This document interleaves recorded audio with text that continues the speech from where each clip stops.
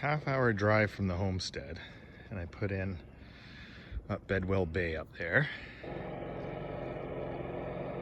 Look what you get. You gotta remember the tides. The tides did take my canoes a couple times. Look at the clarity of the water. That's all shells.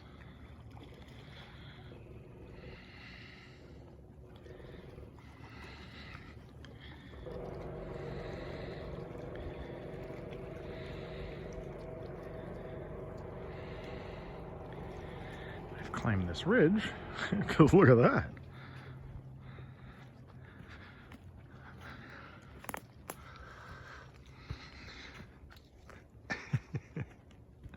What a day. It was beautiful.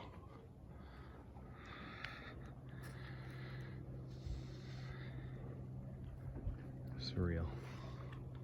I still have a good hour for the canoe before it floats away. There it is, just peeking out. Ah, beautiful. How lucky.